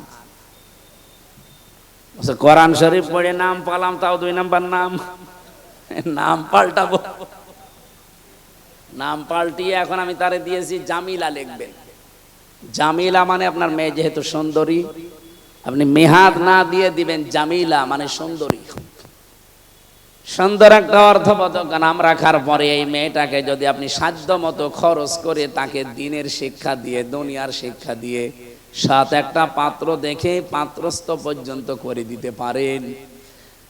কোরআনে কারিমে আল্লাহ যেখানে জন্মের কথা দিয়েছেন, দেখবেন আগে মেয়ে লোকের নাম দিয়েছেন। ইয়াখলুকু মা ইয়াশা ইয়াহাবু লিমান ইয়াশাউ ইনাসা ওয়া ইয়াহাবু লিমান ইয়াশাউ যুকুর। আল্লাহ পাক ইয়াহাবু লিমান ইয়াশাউ ইনাসা দিয়েছেন। ইনাসুন মানে মেয়ে লোক, কন্যা। ও পাবনাবাসী, আল্লাহ ছেলের নাম দিলেন না কেন? আল্লামা আলুসি রুহুল মান, রুহুল মাহানি, রুহুল বায়ান এই তাফসিরের ভেতরে তিনি ব্যাখ্যা করতে গিয়ে লিখেছেন, আল্লাহ পাক সবচাইতে বেশি ভালোবাসে মেয়েদেরকে, এই জন্যে তিনি মেয়ে দিয়ে আরম্ভ করেছেন আয়াতটা। জোরে বলেন সুবহানাল্লাহ। তাহলে আল্লাহ সব চাইতে বেশি খুশি হন, আনন্দ পান দুনিয়াতে ওই সময় যখন কারো ঘরে মেয়ে আসে, কন্যা সন্তান আসে। কিন্তু দুনিয়ার মানুষ এইটাই খুশি না বেজার? আমরা ইনশাল্লাহ খুশি হব মেয়েদের এই হকগুলো আদায় করার মাধ্যমে। জান্নাতুল ফেরদাউস পর্যন্ত আমরা যেন যেতে পারি, বলেন আমিন। রবিউল আউয়াল মাস আসলে আমরা যেহেতু নবী নিয়ে পাগল হয়ে যাই, সেই নবীকে নিয়ে একটা আয়াত পড়েছি মাত্র, সূরা আরাফ 157 নম্বর আয়াত। এখানে প্রায় কমপক্ষে 13টা জিনিস আছে। প্রথম 3টা পরিচয় দেওয়া আছে নবীজির, এরপরে 6টা কাজ করা লাগবে আমাদের, 6টা গুণাগুণ দেওয়া আছে বিশ্ব নবীর। পরিচয় দেওয়ার পরে গুণাগুণ দিয়েছেন, বৈশিষ্ট্য। এরপরে শেষের দিকে আমাদের জন্য করণীয় 3টা কাজ আল্লাহ দিয়েছেন। এই 3 3 6 আর ওদিকে 6 কত বলেন বলেন। আর ওই শেষের শব্দটা, সৌভাগ্যশালী হওয়ার জন্য আপনাকে মাস্ট বি দুনিয়ায় এই 12টা কাজ করা লাগবে। রবিউল আউয়াল মাস যেহেতু এসেছে, আমরা এই আয়াত থেকে নবীজির মাধ্যমে কিছু নিতে চাই। আল্লাহ যেন আমাদেরকে সহজে অল্প সময়ে কিছু নেওয়ার সুযোগ দান করেন, বলেন আমিন। সূরা আরাফ কোন সূরা বলেন তো? আরো জোরে বলেন, কোন সূরা? আরাফ। 206টা আয়াত আছে, মাত্র এক আয়াত পড়েছি, 157 নম্বর আয়াত। নামকরণ বলছি আগে, আপনারা কি বিরক্ত হচ্ছেন? আমার ভাইরা একটু খেয়াল করে শুনবেন। তাফসীর মাহফিলে কথা বলতে হলে একেবারে তার নামকরণ থেকে আরম্ভ করা লাগে। আরাফ শব্দের শাব্দিক অর্থ আমরা জানি, ওই যে আরাফাতের ময়দান না, এটা শুধু আরাফাতের ময়দান না। আরাফ শব্দের শাব্দিক অর্থ উঁচু। এটা জান্নাত এবং জাহান্নামের মাঝখানে একটা দেওয়াল দেওয়া আছে, এই দেওয়ালটার নাম হচ্ছে আরফ। নবীজি বলেন কিয়ামতের দিন আল্লাহ কিছু মানুষকে এখানে বসিয়ে দেবেন। এ মানুষগুলো জান্নাতেও যেতে পারবে না, জাহান্নামেও যাবে না। এদিকে তাকান, খুব গুরুত্বপূর্ণ একটা পয়েন্ট। এই ছেলে বসো। সাহাবী প্রশ্ন করলেন, হে নবী, এরা জান্নাতে যাবে না, জাহান্নামেও যাবে না, ওই জায়গায় থাকবে কতদিন? নবীজি আর বলেননি যে কতদিন। আপনি টের পাচ্ছেন, জান্নাতেও আপনি যেতে পারবেন না, জাহান্নামেও যাবেন না। হ্যাঁ, ওই প্রাচীরের উপরে দাঁড়িয়ে থাকা লাগবে। কতদিন আর নেই, সীমা নেই। আমাদের কারো কপাল যদি ওইরকম হয়ে যায়, কেন হবে সেই কথাটা বলে আমি তাফসিরে যাচ্ছি। বিশ্বনবী বলেন আল্লাহ তাদেরকে জান্নাতে দেবে না মাত্র একটা কারণে, ওর নামাজ রোজা পর্দা পশিদা সব ঠিক ছিল, কিন্তু পরিবারে ওর বউর সাথে আচরণ ভালো করতো, মার সাথে আচরণ ভালো করতো না। ও দুনিয়ায় মায়ের হক আদায় করে নাই ঠিক মতো, এই কারণে আজ ওই জায়গায় দাঁড়িয়ে আছে। ও জান্নাতে যেতে পারছে না। তাহলে জান্নাতে যাওয়ার বাধা কিন্তু আপনার মা বাবা। আমার মনে হয় এখন মা বাবা যারা প্যান্ডেলে বসে আছে, এরা আনন্দে আত্মহারা যে হুজুর আরো বেশি দিন বেঁচে থাক। আরে মা বাবা, আপনারও তো কিছু দায়িত্ব আছে। ওই যে সন্তান হওয়ার পরে তার সুন্দর অর্থবোধক নাম রাখার পরে তার দ্বীনের শিক্ষা দেওয়া। এই কথা বলেন না কেন? আপনি কি শিক্ষা দিয়েছেন যে আপনি মা বাবা আল্লাহর পরে আপনার স্থান সে ছেলে জানেই না? কয়েকদিন আগে একটা জানাজা দেখছিলাম ভিডিওতে। এই বাংলাদেশে সুদর্শন পুরুষ নামে একজনের নাম শোনেননি? ও যদি সুদর্শন পুরুষ হয়, আমি কি কি জানো নাম? ওর অ্যাডলফ। আমি মনে করছিলাম অ্যাডলফ হিটলার মনে হয়। এই শয়তানের জানাজার নামাজে আমি দেখলাম ও বাবা মারা গেছে, জানাজা পড়ছে, এইভাবে তুলে দাঁড়িয়ে আছে। এখন যে কোনো দেখি সালাম ফেরানো লাগবে তাও জানে না। অ্যাডলফের মতো সন্তান আপনি জন্ম দেন, ও যতই সুদর্শন পুরুষ হয়ে বাংলাদেশ কাঁপিয়ে যাক, আল্লাহর কসম কিছুদিন পরে দেখবেন তার মাকে বৃদ্ধাশ্রমে রেখে এসেছে। কারণ আজ হাজারো বৃদ্ধাশ্রমে নিজে খোঁজ নিয়েছি, নিজে গেছি, যেয়ে দেখেছি দিন শিক্ষায় শিক্ষিত যারা, হ্যাঁ, তাদের মা বাবাও বৃদ্ধাশ্রম অনেক আমি পেয়েছি। এটা শুধু ওই ছেলেটার কারণে না, এটা হচ্ছে তার বউর কারণে। অধিকাংশ 100-90 জন মা বাবা যারা আজ বৃদ্ধাশ্রমে থাকে তাদের খোঁজ খবর নিয়ে পাশে বসে কথা শুনলে দেখবেন চোখের পানি ফেলতেছে, হাও মাও করে। আমি এই যে কিশোরগঞ্জে পেয়েছিলাম, কিশোরগঞ্জ থানা, ওইটা হচ্ছে নীলফামারী জেলা। আমি যে দেখলাম দুই পাশে মা আর বাবা বসে আছে, প্রায় 25 জন 50 জন। একজনের কাছে একটু মাথা কাত করে বললাম, কি বাড়ি কোথায়, কি করেন, কেন এখানে এসেছেন? হাও মাও করে আমার হাত চেপে ধরে হাও মাও করে কাঁদতেছে এই বাবাটা আর মা। বলছে, একজন বলছে আমার 2টা ছেলে থাকে, একটা আমেরিকায় আর একটা ইংল্যান্ডে, আর একটা ছেলে আমার এদেশে আছে, সে বড় ডাক্তার। 3টা ছেলে প্রতিষ্ঠিত। আমার ছেলেদের আমি দোষ দেই না, সেই রকম দোষ হচ্ছে আমার বৌমাদের। ওরা এমন ভাবে কড়াকড়ি করে, শেষ পর্যন্ত বাড়িতে 5টা রুম আছে, একটা রুমে আমাদের এই বুড়ো বুড়ির জায়গা হয় না, টাকা পয়সা পাঠাই, এই বৃদ্ধাশ্রমে আজ পড়ি আছে। আমি অনেক দিনের শিক্ষায় শিক্ষিত মানুষের মা বাবাকেও পেয়েছি। সত্যি কথা বলবো তো অসুবিধা কি? আমার গায়েও পড়তে পারে, পড়ুক, কিন্তু তারা শুধু দায়ী না। যে সমস্ত মাওলানা বলেন এই দিন শিক্ষায় শিক্ষিত ভাইরা তাদের মা বাবাকে বাধ্য হয়ে রেখে তাদের পরিবারের সন্তান আর বউর কারণে। আমি এক কলেজের অধ্যাপককে দেখেছিলাম, সে দিনের শিক্ষায় শিক্ষিত, আবার জেনারেল, কিন্তু মাকে যখন বৃদ্ধাশ্রমে রেখেছে প্রায় 3 মাস হয়ে গেছে, খোঁজ খবর মাঝে মাঝে নিতে যায়। আর আজকে কর্তৃপক্ষ তারে খবর দিয়েছে যে আপনার মা মনে হয় বাঁচবে না, সর্বশেষ আপনি একটু শেষ দেখা করেন। উনি যে দেখি হাও মাও করে কাঁদছে মায়ের পায়ের কাছে বসে। ওর মা বলছে, কান্না বন্ধ কর, আমার সময় আর বেশি নেই, আমি মনে হয় বিদায় নেব। তবে তোর একটা কথা বলি, আমি যখন মারা যাব তখন তুই আমার মাথার উপরে যে ফ্যানটা আছে এটা ভালো না, ঘোরে না। মা ওরে বলছে ফ্যানটা পাল্টিয়ে দিবি। এ কথা বলতে বলতে দেখলাম জিজ্ঞাসা করছে কান্না জড়িত কণ্ঠে, মা কেন? কেন মানে? আমি তোর তোর ছোটবেলা থেকে পর্যন্ত মানুষ করে দেখেছি, তুই তো গরমে থাকতে পারিস না, তুই যে ফ্যানটা আজ 3 মাস আমার মাথার উপরে এটা ঘোরে না, তুই আমার সাথে শেষ বয়সে যা করলি, আমার মনে হচ্ছে কিছুদিন পরে তোরে এখানে আসা লাগবে। তোর তো ফ্যান ছাড়া ঘুম হবে না, তোরে আমি খুব ভালোবাসি, আগে থেকে সতর্ক করলাম, ফ্যানটা পাল্টিয়ে নতুন ফ্যান আগে লাগিয়ে দিস, তোরই ভালো হবে। এ কথা বলে ওর মা মরে গেল। আমারে বলছে, হুজুর মন খারাপ। আমি দেখতে গিয়েছিলাম, ওটা ওই চট্টগ্রাম বিভাগে। মন খারাপ করবেন না, আমার উপরে আপনি গালি দিয়েন না, রাগ করেন না, এ দোষ শুধু আমার একা না, আমিও আপনার মতোই দিনই শিক্ষায় শিক্ষিত, আমি কলেজের অধ্যাপক, আমি জেনারেল থেকে অনার্স মাস্টার্স করেছি, আমার 2টা ছেলে মেয়ে আছে, আমার মা 3 মাস এখানে পড়ে আছে। মাঝে মাঝেই মাকে আমি খরচ দিয়ে যাই, কিন্তু সাধ্য মতো দিতে পারি না। বউ আমারে বলেছে, এই বুড়ি যদি বাড়ি থাকে তোমার ভাত আমি খাবো না।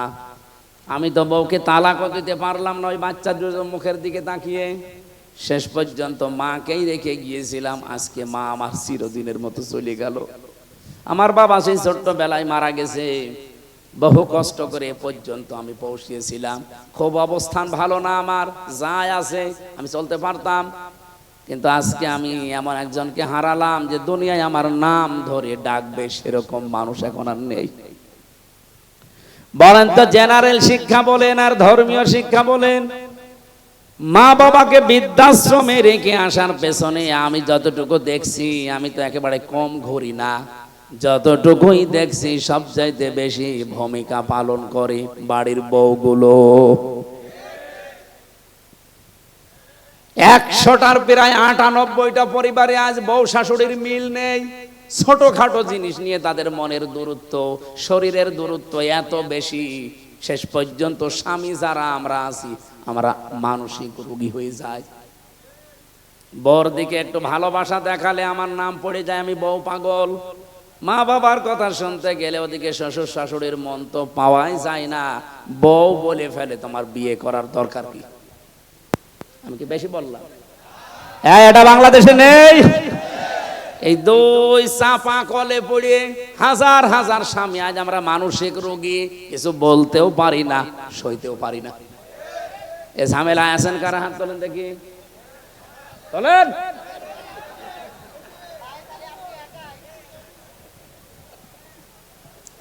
এটা রেকর্ড হচ্ছে, সারা বাংলাদেশে যাচ্ছে, পেছনে যারা মেয়ে লোক বসে আর তো শুনছে, সারা পৃথিবী এখন ছড়িয়ে যাচ্ছে।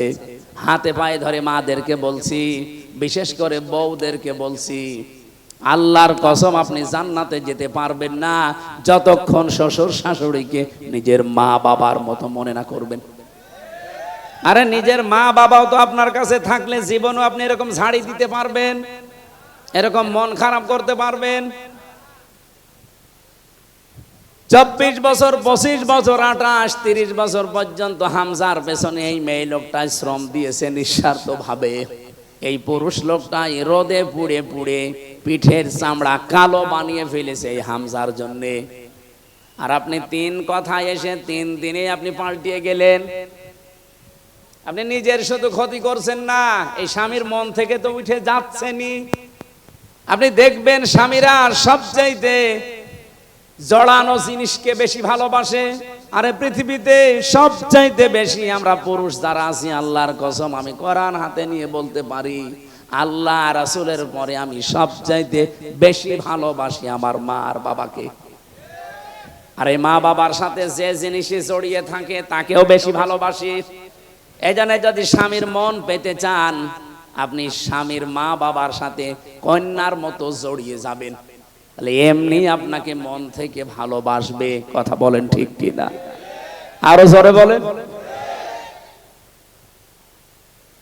আমার ভাইরা, বিশ্ব নবী মুহাম্মদ রাসূলুল্লাহ সাল্লাল্লাহু আলাইহি সাল্লামকে আল্লাহ যেই কথাগুলো আমাদের মাধ্যমে এবার জানাবেন, সূরা আরাফ থেকে যেহেতু পড়েছি, আপনি আরাফ থেকে এই প্রাচীর নামক জায়গায় মনে করেন এখন দাঁড়িয়ে আছেন, আপনার বিচার চলছে।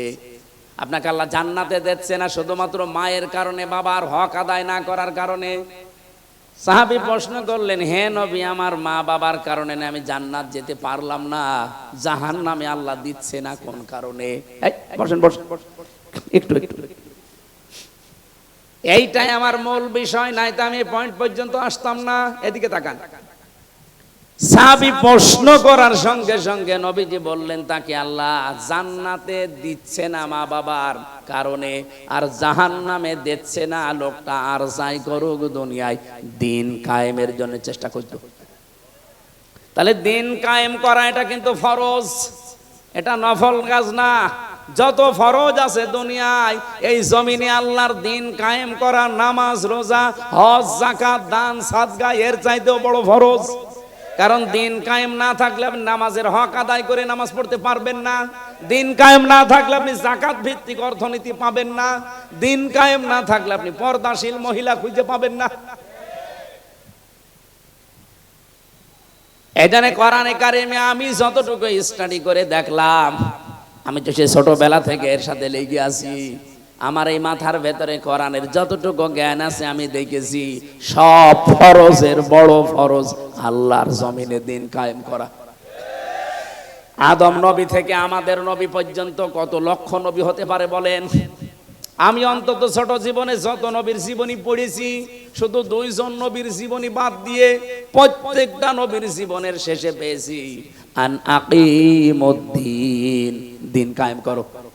একজন হযরত আদম আলাইহিস সালাম আর হযরত সুলাইমান নবী, এরা 2 জনে, আদম নবীর সময় তো মানুষজনই ছিল না, আর সুলাইমান নবী তার বাবার কাছ থেকে রাজত্ব পেয়েছিলেন, তিনি আর কি কায়েম করবেন?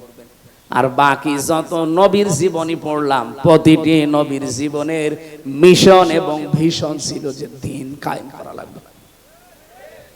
ওয়ালা তাতাফাররাকু ফি, আল্লাহ বলেন মতপার্থক্য করা যাবে না এই বিষয়ে। আপনি যা করেন করেন, আপনি তাবলীগ করবেন করেন, আপনি জামাত ইসলাম করবেন করেন, আপনি পীর মুরিদি করবেন করেন, জিকির করবেন করেন, দরবার খুলে বসে আছেন করেন, যা করবেন আপনার জীবনের যেন টার্গেটই থাকে যে জমিনের দিন কায়েম করা লাগবে। এ বিষয়ে যদি আপনার মন খারাপ হয়, ফতোয়াবাজি করেন যে না এটা দুনিয়ার কাজ, এটা রাজনীতি, সূরা শুরা 25 নাম্বার পারা 13 নাম্বার আয়াত, এটা 3 নাম্বার পৃষ্ঠার 11 না 10, 9 নাম্বার লাইনে আছে, মাঝের অংশে পাবেন এতটুকু, কাবুরা আলাল মুশরিকিনা মা তাদউহুম ইলাই। আল্লাহ পাক বলেন, হে নবী, আপনি যেদিকে ওদেরকে ডাকেন দিন কায়েম করো জমিনে, এটা শুনলে সব চাইতে বেশি মন খারাপ হবে তাদের যারা মুশরিক। এ বাংলার মুসলমানেরা, নামাজের কথা বললে আপনি আমাকে দোয়া করেন, ভালো কথা বলেন, রোজার কথা বললেও আপনার কাছে আমি ভালো, জমিনে যে আল্লাহর দিন কায়েম করা লাগবে এটা বললে আপনার কাছে রাজনীতি মনে হয়, দুনিয়ার কাজ মনে হয়। আপনি বিশ্বাস করতে পারেন যে কোনো কায়দায় আপনার দ্বারা মনে হয় শিরিক হচ্ছে। শিরিক করলে মানুষ যেহেতু মুশরিক হয়, আর দিন কায়েমের কথা শুনলে রাগ হবে, মন খারাপ হবে, খারাপ লাগবে কাদের? মুশরিকদের। বলেন বলেন, এ বাংলাদেশে দিন কায়েমের কথা বললে আপনার রাগ হয়, আপনি কি মুশরিক? বলেন। আমি তো স্টেজগুলোতে এসে আমার বাবার আইন কায়েম করো বলি না, বলি আল্লাহর বিধান কায়েম করা লাগবে। কারণ এইটা কায়েম হলে এই দেশে ডাকাতি থাকবে না, চুরি থাকবে না, যাকাত ভিত্তিক অর্থনীতি কায়েম হয়ে যাবে, ঠিক বাড়ি বাড়ি যাকাতের সম্পদ পৌঁছিয়ে যাবে। যাকাত নেওয়ার জন্য তখন পাড়া খেয়ে মরা লাগবে না। এদেশের সম্পদ বাইরের দেশে শুধু হাত পাতা লাগবে না, যে টাকায় আছে এদেশের সম্পদ আছে, শুধুমাত্র যাকাত ভিত্তিক অর্থনীতি কায়েম করে দেন, এ দেশটা ঠিক 1 বছরে আবার দাঁড়িয়ে যাবে। আর বাইরের মুসলমান দেশ 57টা, তারা তো বিভিন্ন কায়দায় আমাদের দেওয়ার জন্য রেডি হয়ে আছে। আমি মালয়েশিয়া গিয়েছিলাম, সৌদি আরবে ছিলাম, এই দেশটার চাইতে 14 ডবল বড় এই দেশটা। যেখানে যেখানে মিশেছি তারা জানে যে এই পৃথিবীতে সব চাইতে বেশি মুসলমান বাস করে ইন্দোনেশিয়ায় আর বাংলাদেশে। যাকাত ভিত্তিক অর্থনীতি কায়েম করেন না কেন? তারা যাকাত পাঠাবে, ওই টাকাগুলো, নিজের টাকাগুলো, নিজের সম্পদগুলো আপনি শুধু মানুষের দ্বারে দ্বারে যাকাত ফরজ পৌঁছিয়ে দেবেন। 1 বছরের ভেতরে দেখবেন ওই মানুষটা আর ভিক্ষা করবে না, মানুষের চাঁদাবাজি, ছিনতাই, চুরি না। ও নিজের যখন কর্মসংস্থান পাবে, পেটে খাবার থাকবে, তখন ঠিক ভালো রাস্তায় চলবে। বাংলাদেশ জামাত ইসলামের কোন মানুষ চাঁদাবাজি করে না, ছিনতাই করে না, রাহাজানি করে না। এই কারণে করে না, আপনি দেখবেন এই মানুষগুলো যাই হোক, গরিব হোক আর ধনী হোক, এর একটা কাজ আছে। এই যে এই লোকটা জামাত ইসলাম করে, ও কাপড় সেলাই করে খায়, দর্জি। দর্জি তাতে কি হয়েছে? পায়খানা সাফ করলেও সে মানুষ। আমি কাজ করে খাই, আমি মানুষেরটা আত্মসাৎ করি না। বাংলাদেশ জামাত ইসলামীতে এই দেশে যত মানুষ আছে দেখবেন, সে ধনী হোক, গরিব হোক, মধ্যপন্থার হোক, তার যে কোনো একটা কাজ আছে। আমি জামাত ইসলামী করি, এই যে ওয়াজ আমার কাজ না, এটা আমার দায়িত্ব, কিন্তু আমার একটা আলাদা কাজ আছে। আমার একটা ব্যবসা, 2টা ব্যবসা আছে, একটা বইয়ের, একটা কাপড়ের। যদিও সরাসরি আমি সময় না দিলেও আমার লোক রাখা আছে, আমার শালাটা কাজ করে, আমার আর কর্মচারী দিয়ে কাজ করি। আমার কর্মজীবন আছে, আমার ব্যবসা আছে, লাভ লস আছে। এই জন্য আমার চাঁদাবাজি করা লাগে না, আমার ছিনতাই করা লাগে না, আমার টেন্ডারবাজি করা লাগে না। অথচ যে মানুষগুলোর কর্মজীবন নেই, তাদের কর্মজীবনই এই রাজনীতি। বলেন তো, তার কোনো কর্মজীবন নেই, কোনো কাজ নেই, ওর কাজই রাজনীতি করা। সে মেম্বার হয়ে, চেয়ারম্যান হয়ে, মেয়র হয়ে, এমপি হয়ে ও মেরে খাবে নাকি? আকাশের দিকে তাকিয়ে থাকবে? এই কারণেই কুষ্টিয়ার কথা বলছি। আগস্টের 5 তারিখের পরে এই যে এই সেপ্টেম্বর আরম্ভ হচ্ছে কালকে থেকে, এই 1 বছর 26 দিনের একটা জরিপ, শুধু কুষ্টিয়ায় বহু মানুষ হাজার হাজার কোটি কোটি টাকা শুধু চাঁদাবাজি করেছে। কই জামাত ইসলামের একটা লোকের বিপক্ষে এটা তোলেন তো, সারা বাংলাদেশ দিয়ে দিলাম যান। আপনার বিরুদ্ধে কথা আসে কেন? কর্মজীবন তৈরি করেন, দরকার হয় পায়খানা সাফ করেন, রাস্তা ঝাড়ু দেবেন, যে কোনো কাজে থাকবেন। শয়তান আপনাকে দিয়ে উল্টা পাল্টা কাজ করাতে পারবে না, কারণ কাজ যখন নেই তখনই শয়তান তার টার্গেট করে। আপনাকে আমি ভালোবাসি, আপনার আখেরাত যেন নষ্ট না হয়। আরে ভাই, চাঁদাবাজি করে হয়তো আপনি 2 কোটি টাকার মানুষ হবেন, আপনার চাইতে আরো 5 কোটি টাকার মালিক ছিল অনেকেই, কিন্তু এখন বাড়িতেও থাকতে পারে না। আমি নিজে সাক্ষী, 620টা বাড়ি একজন মন্ত্রী ছিল। আগে যিনি মন্ত্রী ছিল ভূমি মন্ত্রী আপনাদের ডিলু, উনি তো কবরে চলে গেছে। ওনার পরে একজন হয়েছিল চট্টগ্রামে বাড়ি, সাইফুজ্জামান জাভেদ। একবার বাইরের দেশে গেলাম, সিঙ্গাপুরে না মালয়েশিয়া যেন, হোটেলে উঠেছি নিচতলায়। হোটেল তো অনেক বড় বড় হোটেল, লিফটে নামা লাগে। 20 তলা, 25 তলা, 30 তলা, 118 তলা পর্যন্ত আছে মালয়েশিয়াতে। চিন্তা করলাম একটু নিচে যাই তো দেখি কি অবস্থা। নিচে এসে দেখি ওয়েটিং রুমে 2 জন শয়তান গল্প করছে। আমি গেছি, আমারে তো চিনে ফেলেছে। বলছে হুজুর সালাম আলাইকুম। ঠিক আছে, কি এখানে? হুজুর আমরা আগেই পালিয়েছি। অবস্থা দেখি আমরা আগেই পালিয়েছি। পালিয়ে আপনি এখানে কেন? আসি আমি। কত নাম্বার কামরায় আছেন? আসি এই হোটেলে আসি। আপনি কত নাম্বারে আছেন? আমার তো আর ওর মতো ভয় নেই, বললাম অমুক নাম্বারে আছি। আপনি এখানে হোটেলে এসে থাকেন, অথচ শুনেছি নাকি এই দেশে আপনার সাহেব পাড়া আছে, সিঙ্গাপুরে আপনার নিজের ফ্ল্যাট আছে, থাইল্যান্ডে আপনার বাড়ি আছে, আমেরিকায় বাড়ি আছে, কানাডায় বাড়ি আছে, আর বাংলাদেশের বিভিন্ন জেলায় সব মিলে সরকারি তালিকায় তার 620টা বাড়ি। আমার বাবার একটা বাড়ি মাত্র। তাই আমি এই 1 বছরের ভেতরে মনে হয় 2 মাসও বাড়ি থাকতে পারি না। 10 মাসে আমার রাস্তায় কাটে। আর আপনার 620টা বাড়ি কবে থাকবেন? আমারে বছর থাকা আগস্টের 5 তারিখ তো আপনারা সব দখল করে নিলেন। আমি 3 তারিখে রাতে পালিয়েছি। এই পর্যন্ত প্রায় 7 মাস চলছে। খুব গোপনে আছি, কেউ জানে না। আপনি শুধু দোয়া করেন। দোয়া? তোমার জন্য দোয়া আসবে মন থেকে? বদদোয়া আসবে? তো এখানে থাকেন টাকা, এখানে তো অনেক ভাড়া। উনি সেই কামরার কথা বলেছেন যেখানে থাকে কমপক্ষে বাংলাদেশের টাকায় কমপক্ষে 50,000 টাকা প্রতিদিন। আমাদের 30,000 লাগতো। আমাদের তো 1 রুম, আর উনি ফ্ল্যাট নিয়ে থাকে।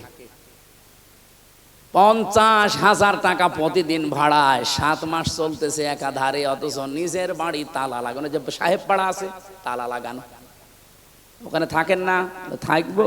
20 লাখ বাঙালি আছে এই দেশে। যদি আমারে দেখে কোনোদিন বাইরে, পিটিয়ে ভর্তা বানিয়ে ফেলবে। এই হোটেল যেহেতু খুব সিক্রেট, কেউ আসে না এখানে। কারণ 3-4টা গেট পার হয়ে আসা লাগে, আবার সেন্সর লাগানো আছে। আপনি গেলেই ঢুকতে পারবেন না। আপনার চেহারা দেখবে, তারপরে কাজ খুলবে। ওটা আগে থেকে সিস্টেম করা। এখানে আসি জেলখানার মতোই প্রায়, শুধুমাত্র একটু খাওয়া দাওয়া ভালো আর ওই মোবাইল চালাতে পারি। তাছাড়া আপনারা 3 বছর জেলে ছিলেন, ওই রকমই আছে। তাও তো অন্তত আপনারা কারারক্ষী দেখতেন। ওই যে জেলার সোফার আসতো, মাঝে মাঝে দেখা হইতো। আর আমরা জেলার সোফারও নেই। এতগুলো বাড়ি, আজ একটা বাড়িতেও থাকতে পারি না। এভাবে যদি কয়েক বছর কেটে যায়, আমার মনে হয় শেষ পর্যন্ত আমারও না খেয়ে মরা লাগবে। আমার ওই দিন থেকে বিশ্বাস হয়েছে 620টা বাড়ি আল্লাহর এই বান্দা নিজের বাবার টাকায় জীবনও বানায়নি। কথা বলেন না কেন? আপনি যারা 1 বছর 1 মাসের ভেতরে 1000 কোটি টাকার মালিক হয়ে গেছেন, সবই তো আপনার বাবার টাকা। এই জন্য আপনাকে বলছি, সময় কিন্তু পাল্টাতে বেশি দেরি হয় না। হঠাৎ করে যদি সময় পাল্টিয়ে যায় না, তখন দেখবেন এই 1000 কোটি টাকা তো যাচ্ছে, সাথে সাথে আরো 50,000 যাচ্ছে। জামাত ইসলামী বাংলাদেশের নাম বললাম, অনেকের মন খারাপ হয়ে গেল। আর ভাই একটা দেখান তো যে এরাও আপনার মতো চাঁদাবাজি করে খেয়েছে। কেন এদের কি অভাব নেই? এরাও 15 বছর আপনার মতো তো নির্যাতিত ছিল, আপনার চাইতে বেশি ছিল। আমি জামাতের একজনের পেয়েছি 313টা মামলা তার। আপনারও মামলা আছে 517টা পর্যন্ত আমি মামলা পেয়েছি এদেশে একজনের। আমি মাঝে মাঝে ভাবতাম, আল্লাহ 365 দিনে বছর শেষ, ওই এক একটা মামলার জন্য একটা করেও হাজিরা দেয়, 517টা কয় বছর হাজিরা দেবে? আমার মাত্র 2টা মামলা। তাই আমার হাজিরা দিতে দিতে জীবন শেষ হয়ে যাচ্ছিল, যদিও আমার মামলা এখন প্রায় সব খারিজ হয়ে গেছে। রাষ্ট্র আমাকে ঘোষণা দিয়ে জানিয়েছে যে আপনার সাথে এর কোনো সম্পৃক্ততা পাওয়া যায়নি, আপনি নির্দোষ। তা আমি যদি নির্দোষী হয়ে থাকি, 2 বছর 3 বছর আমার জীবন থেকে কেড়ে নিলেন, ওই জীবন সময়টা ফেরত দেন। হাসিনা আর যাই করুক না কেন, এই 3টা বছর অন্তত যে জুলুম করেছে, আমি খোলাখুলি বলছি, আল্লাহর কসম, কোরআন আমার সামনে, আমি কিন্তু জেলখানায় 20 সালের শেষের দিকে গেছি, এই 23 সালের শেষে বের হলাম 24 সালে। বলেন তো, এই 3 বছরের আগে আমার যতগুলো বক্তব্য, আমি জামাত ইসলামী বাংলাদেশকে শুধু সাপোর্ট করতাম, ভালোবাসতাম, কিন্তু এখন আমি অ্যাক্টিভ হয়ে কাজ করছি শুধু এই হাসিনার কারণে। আমি যাদের সাথে ছিলাম, এই মানুষগুলোর অ্যাক্টিভিটিস দেখেছি, তাদের পড়াশোনা দেখেছি, বিশেষ করে আমিরে Jamaat doctor Shafiqur Rahman, secretary general অধ্যাপক মিয়া গোলাম পরোয়ার, এই পাশের জেলা সিরাজগঞ্জ মাওলানা রফিকুল ইসলাম খান, ওই সাতক্ষীরার মাওলানা ইজ্জতুল্লাহ, রংপুরের এটিএম আজহারুল ইসলাম, এদের সাথে ছিলাম আমি। এদের সাথে সেতে পড়েছি, বুঝেছি, এদের মতো কাজ করার চেষ্টা করতে করতে এখন আমি নিজেই অ্যাক্টিভ হয়ে গেছি। তাহলে মানে এই কাজটা করেছে আমার হাসিনা আপা। হাসিনা যদি আমার এভাবে না দিত, আমি শুধু ওই অবিখা ওয়াজ করে খেতাম। যে কাবি খা আছে না, কাজের বিনিময় খাদ্য, আর আমারটা ছিল অবিখা ওয়াজের বিনিময়ে খাদ্য। আমি তো ওই লাইনে ছিলাম। হঠাৎ করে এভাবে কষ্ট না দিলে আমি তো অ্যাক্টিভ হতাম না। এই দিন কায়েম করা যে কত বড় ফরজ, এটা আমি বুঝতামও না, শুধু পড়িয়ে যেতাম। এই আয়াত তো আমি সে জন্মের পর থেকেই পড়ছি। আমি যেদিন কায়দা পড়া শেষ করে কোরআন শরীফ ধরেছিলাম, পড়াটা শেষ করে, এই আয়াত তো সেই দিন থেকে আরম্ভ করেছি, সেই 5 পাস করার পর থেকে। এতদিন পর্যন্ত তো এইভাবে বুঝতাম না যে কাবুরা আলাল মুশরিকিনা মা তাদউহুম ইলাই। হে নবী, আপনি যেদিকে মানুষকে ডাকেন যে দিন কায়েম করো, এটা শুনলে সবচাইতে বেশি খারাপ লাগবে মুশরিকদের। এই বাংলাদেশে দিন কায়েম করার কথা যেই বলুক, এর কথা শুনলে যদি আপনার মন খারাপ হয়, রাগ হয়, আপনি বুঝবেন আপনার ভেতরে শিরিক আছে। আর শিরিক যারা করে তারা মুশরিক, আর মুশরিক হলে আপনার কাছে খারাপ লাগার কথা। আপনি বলেন, কই আমি তো শিরিক করি না। অবশ্যই করেন, না তো আপনার কাছে খারাপ লাগে কেন? কোরআন শরীফ কি মিথ্যা হবে? এই জন্য আপনি শিরিক করছেন, আপনি আগে মুক্ত হন, তাহলে আপনার কাছে দিন কায়েমের কথা শুনলে আনন্দ লাগবে, মন খারাপ হবে। আর আপনাকে আল্লাহ নিয়ে আসবেও না। এই আয়াতের শেষের শব্দ আল্লাহু ইয়াজতাবি ইলাইহি মাইয়াশা। আল্লাহ পাক যাকে ইজতিবা করেন, মানে মনোনীত করেন, পছন্দ করেন দিন কায়েমের জন্য, তাকে আল্লাহ এই কাজে লাগান। ওয়াহদি ইলাইহি মাইয়ুনিব। কিন্তু আমার আল্লাহ দেখেন যে এর মন আছে কিনা। আপনি যদি মন থেকে ফিরে আসেন, আল্লাহর দিন আমি কায়েম করবই, চেষ্টা করে যান, তখন আল্লাহ আপনাকে এই কাজে লাগাবে। বাংলাদেশে সবাই কি দিন কায়েমের পক্ষে? বলেন বলেন। 18 কোটি মানুষ, এখন মাত্র 7 কোটি 20 লাখ মানুষ। এই যে জরিপ 3 দিন আগে, 7 কোটি 20 লাখ মানুষ এখন চাচ্ছে যে দিন কায়েম হোক, আর বাকিরা এখনো চাই না। আমি বিশ্বাস করি আয়াত দ্বারা, সূরা শুরা 13 নম্বর আয়াত, এই বাংলাদেশে এই 20 কোটি কি 7 কোটি 20 লাখ মানুষকে আমার আল্লাহ অলরেডি তার দিন কায়েমের জন্য নির্বাচিত করেছে তাদের মন দেখে। তারা যেহেতু ইলাইহি উনিব, মন থেকে ফিরে আসছে, উনিব না ইউনিব, ইলাইহি ইউনিব, যারা মন থেকে আল্লাহর দিকে ফিরে আসতে চায় তাদেরকে দিন কায়েমের কাজে আল্লাহ লাগিয়ে দেন। আর বাকি এখনো যাদেরকে আল্লাহ নির্বাচিত করেনি, পছন্দ করেনি, তারা আসতে পারে নাই, তাদেরকে আহ্বান জানাচ্ছি, মন তৈরি করেন, জীবনের টার্গেট বানান যে আমি 200 বছর বাঁচবো, দিন কায়েম হবে না, আমি বেঁচে থেকে লাভ কি? আল্লাহর বিধানে যদি কায়েম না হয় জমিনে, আমি তো অন্তত 100 বছর পরে মরে যাব, কিন্তু জমিন তো এইভাবেই থেকে যাবে, শয়তানরা চালাবে না। আমি যতদিন আছি আমার টার্গেট এটা যে জমিনে কি করে আল্লাহর দিন কায়েম করা যায়। একটু মন চাই না, চর্ম চোখে দেখতে মনে চাই না যে কোরআন দিয়ে চললে দেশটা কেমন লাগে? আর এটা বললে আপনার কাছে রাজনীতি মনে হয় কোন কারণে? আপনি করেন, আমি আপনার পেছনে আছি। হয় আপনি নিজে ভালো হয়ে এই কাজ করেন, হয় নিজে ভালো হয়ে এই কাজ করেন, নয়তো যারা করছে তাদের পেছনে থাকেন। ফতোয়াবাজি করবেন না, ওয়ালা তাতাফাররাকু ফি, কোন ফতোয়াবাজি এই লাইনে চলবে না। নবীজি বলেন এরা আরাফ নামক স্তরে দাঁড়িয়ে আছে এই প্রাচীরে, জাহান্নামে দিচ্ছে না এই একটাই কারণ, কারণ সবচাইতে বড় ভালো কাজ করেছে দুনিয়ায় তারা। হ্যাঁ, ছোটখাটো অপরাধ আছে তাদের। এই জন্য আরাফ সূরা থেকে তাফসীর শুনবেন, এই বিষয়টা আপনি নিজেকে ভাবেন তো, এই প্রাচীরের উপরে আমি দাঁড়িয়ে আছি, হয়তো মা বাবার সাথে খারাপ আচরণ করেছি, তাদের হক আদায় করি না, জান্নাত আল্লাহ দেবে না, জীবনও দেবে না, জাহান্নামও দিচ্ছে না, শুধু দিন কায়েম করার চেষ্টায় ছিলাম এই কারণে। এখন এখানেই যদি দাঁড়িয়ে থাকা লাগে, তা আমার মতো কপাল পোড়া কেউ আছে? এই জন্য এখন থেকে সংশোধন হওয়ার সময়। আল্লাহ রবিউল আউয়াল মাসে যে আয়াতটা পড়েছি এত বড় বিশাল সূরা থেকে 206টা আয়াত, এই আয়াতের ভেতরে আল্লাহ প্রথম গুণাগুণ দিচ্ছেন, আল্লাযীনা যারা ইয়াত্তাবিউনার রাসূলান নাবিয়্যাল উম্মিয়্যা, যারা অনুসরণ করে রাসূলের, নবীর এবং নবীর গুণাগুণ। 1 নম্বরে তিনি আল্লাহর রাসূল ছিলেন, 2 নম্বরে তিনি নবী ছিলেন, 3 নম্বরে তিনি উম্মি ছিলেন। উম্মি মানে নিরক্ষর।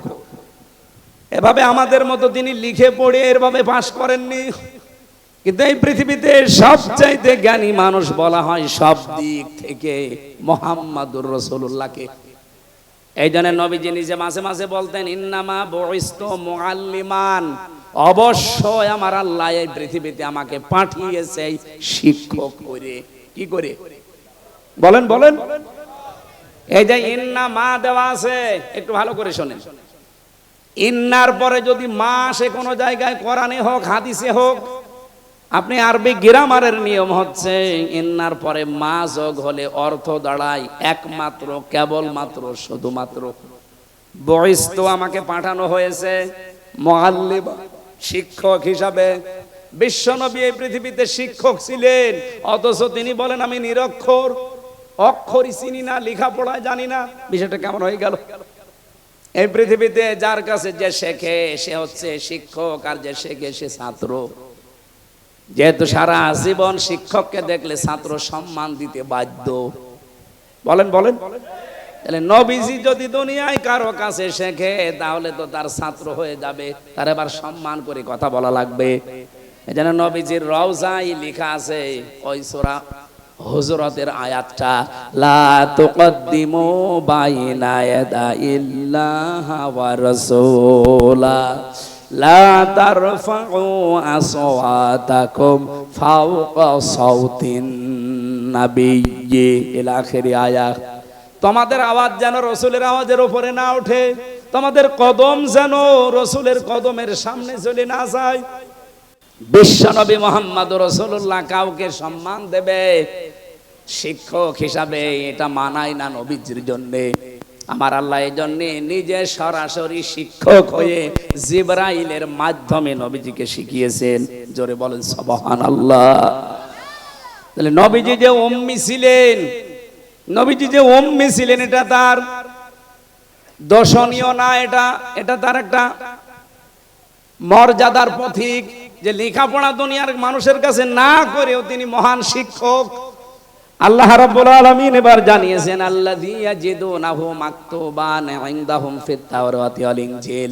আজ ইহুদি খ্রিস্টানরা আপনার কাছে এসে মানতে চায় না, অথচ ওদের ইনজিল, ওদের তাওরাতের ভেতরে আপনার পরিচয় আমি লিখে দিয়েছি, যে এই গুণাগুণগুলো আমার নবীর আছে, তোমরা মিলিয়ে নাও।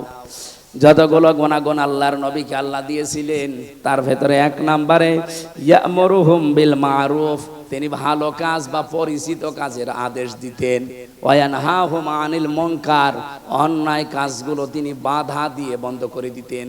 বলেন তো 54 বছরে কি আমরা অন্যায় কাজ বাধা দেওয়ার মতো শক্তি সামর্থ্য তৈরি করতে পেরেছি? কি করেছি? অনুরোধ, যে ভাই এটা না করলে ভালো হয়। আপনার বিবেকে কি বলে? ইসলামের কোন কাজ কি অনুরোধ না আদেশ? 92% মুসলমানের দেশে যদি ইসলাম আদেশের জায়গায় যেতে না পারে, খালি অনুরোধের জায়গায় থাকে, তা আপনি কবে আবার কি করবেন? সারা জীবন খালি অনুরোধই করে যাব, সলিমুদ্দিন নামাজ পড়ো। আমরা এবার ইসলামকে শুধুমাত্র অনুরোধের জায়গা না, ওয়ায়ানহাহুম আনিল মুনকার, অন্যায় কাজে আমরা বাধা দিতে চাই। কথা বলেন না কেন? চাঁদাবাজি করা অন্যায় না? এ কাজ কি অনুরোধে হবে? কি হবে? বাধা দেওয়া লাগবে, আর বাধা দিতে হলে বাধা দেওয়ার জায়গা থাকা লাগে। ইসলামকে ওই জায়গায় নিয়ে এবার পৌঁছিয়ে দেন, কিয়ামতের আগে বাংলাদেশে চাঁদাবাজি হবে না। এবার আর দুইটা গুরুত্বপূর্ণ পয়েন্ট আছে। ওয়ায়ুহাল্লু লাহুমুত তাজ্জিবাত, এটা শুনবেন না? ওয়ায়ুহাল্লু লাহুমুত তাজ্জিবাত, পবিত্র যত জিনিস আছে, এর আগে অনেকগুলো জিনিস হারাম ছিল অথচ পবিত্র, এই বিষয়গুলো তিনি উম্মতের জন্য হালাল করে দিতেন। আয়ুহাররিমু আলাইহিমুল খাবাইস, অপবিত্র জিনিস যেগুলো, নাপাক জিনিস, এগুলো তিনি হারাম ঘোষণা করতেন। এই যে বিড়ি, যেটি যদিও হারাম না কিন্তু এটা অপবিত্র জিনিস, এটা অবৈধ একটা জিনিস, এটা অনেকগুলো ক্ষতির কারণ। একটা লাঞ্চ নষ্ট হয়ে যায়, আর একটা মুখে দুর্গন্ধ তৈরি হয়, অর্থের অপচয় হয়, অনেকগুলো ক্ষতির সম্ভাবনা এর দ্বারা। এই জন্য এইটাও খাবাইসের ভেতরে অন্তর্ভুক্ত। ওয়ায়াদাউ আনহুম ইসরাহুম, তিনি সরিয়ে দিয়েছেন, তুলে নিয়েছেন তোমাদের উপর থেকে এমন বোঝাসমূহ, ওয়ালাগলাল আল্লাতী কানাত আলাইহিম, যেগুলো তোমাদেরকে বাঁকা করে রেখেছিল, ওগুলো সব তিনি তোমাদেরকে আল্লাহর পক্ষ থেকে আদেশ দিয়ে দিয়ে সরিয়ে দিয়েছেন।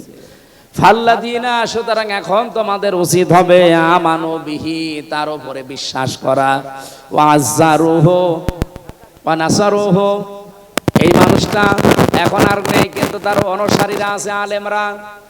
পৃথিবীতে যদি এখন এই আয়াত কেউ মানতে চায়, তাহলে নবীর উত্তরাধিকারী আলেম যারা, এই পৃথিবীতে নবীর নায়েবে রাসূল যারা, তাদের উপরে বিশ্বাস করা, তার মানে তাদের কথাগুলো মেনে চলা, তাদেরকে সাহায্য করা, সহযোগিতার জন্য তাদের শক্তি সামর্থ্য বৃদ্ধি করা।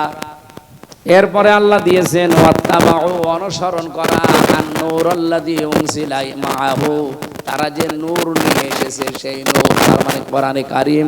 উলাইকা হুমুল মুফলিহুন, এগুলো যদি দুনিয়ায় বাস্তবায়ন করে যেতে পারো, আমি আল্লাহ গ্যারান্টি দিচ্ছি তোমরা সফল হবে। জোরে বলেন সুবহানাল্লাহ। নবীজি বলেন, কোন মানুষ ইমানদার এখনো পর্যন্ত হতে পারে নাই যতক্ষণ তার কাছে তার ছেলে মেয়ে, স্ত্রী পুত্র, সন্তানাদি, এমনকি দুনিয়ার সব মানুষের চাইতে আমি নবী বেশি ভালোবাসা মহাব্বতের জিনিস না হব। আল্লাহ আমাদেরকে হাদিসটা দুনিয়ায় এখনই মেনে চলার তৌফিক দেন, বলেন আমিন।